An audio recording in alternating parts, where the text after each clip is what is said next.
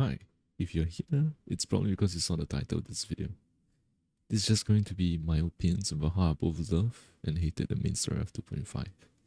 It's purely because of one little thing or big thing, depending on how you view it.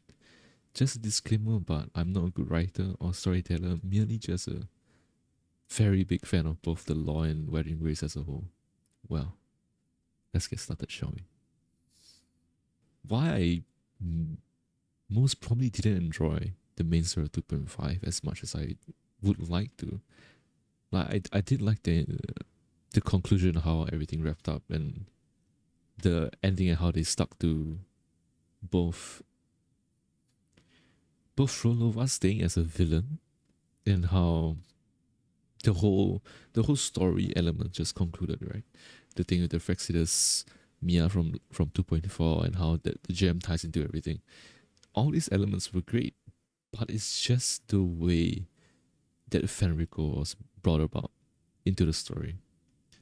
Like he definitely plays a pivotal point in how the story would play out, and his position as the Primus has to be like removed eventually, because both the oppression and the suppression that Rinascita is suffering from as a whole within Raguna is crazy.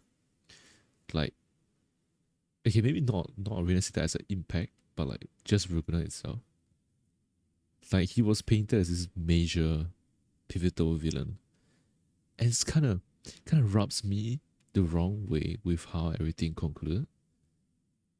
Because prior to completing the quest, we've seen Fenrico has clearly been only at odds with us. He's only been negatively impacting both Raguna and threatening us throughout the whole MSQ. Be it 2.3, 2.4. The moment we've met him, he's basically been this like really bad guy. But as you reach the ending, he does this ridiculous side swap that just feels really off.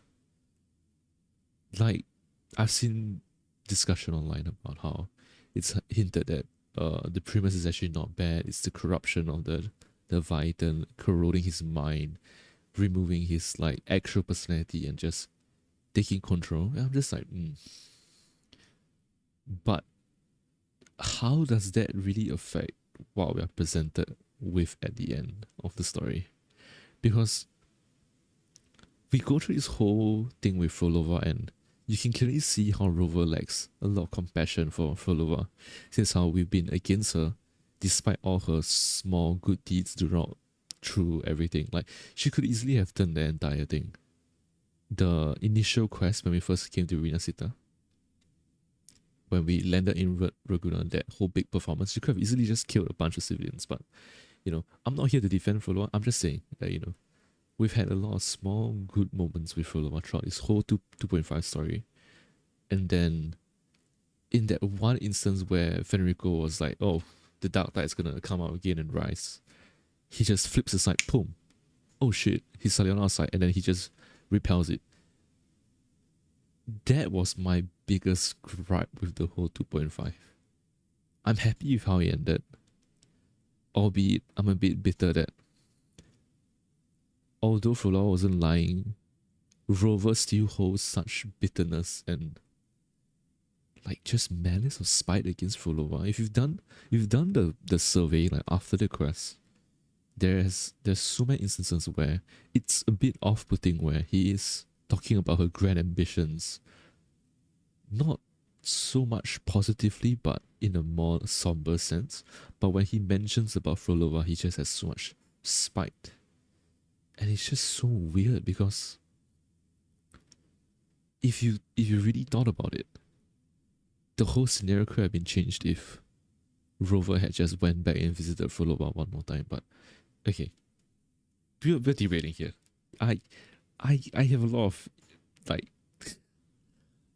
I don't really like that Rover has so little compassion or care for his companions as we continue moving forward. After rescuing characters in their like hardest moment, we also just toss them aside like they're mere tools. It's how I feel from playing the game so far. But yeah, the whole Fenrico thing, it feels kind of weird because there's been so many defense of Fenrico online, And I get it. You get a lot more context and like story behind all the premise and the previous, how Napoleon the First died of a illness and how Napoleon the Second like went and got himself, put into a casket by the Visanias. These are all fine. But the issue is that before you even completed the story, you would never have known that Fenrico was supposed to be on your side. He's shown continuously at you at odds, while the character that's most likely trying to help you at times, even the one that helps you with. Okay, I got interrupted there, but let's just continue. Well, Furlong, who's been helping you the entire time and you're staying like Raguna, compared to Fenrico, who's been at odds with you this entire time. It's clear a parallel there at the ending where they both swap sides, right? Like Fenrico has suddenly changes of heart. He repels the dark tide. Sudden moment. From your point of view, at least from my point of view, actually, change that. Maybe me. I don't really see the foreshadowing of his swap. Like, I understand the premise is all about saving the people of Raguna, their belief in their sentinel, but it just doesn't make sense so abruptly. He has never shown any signs of swapping sides or like any consciousness aside from being against us and how we are the one causing this dark disaster, right? While Phrolova has always been helping us throughout our time here.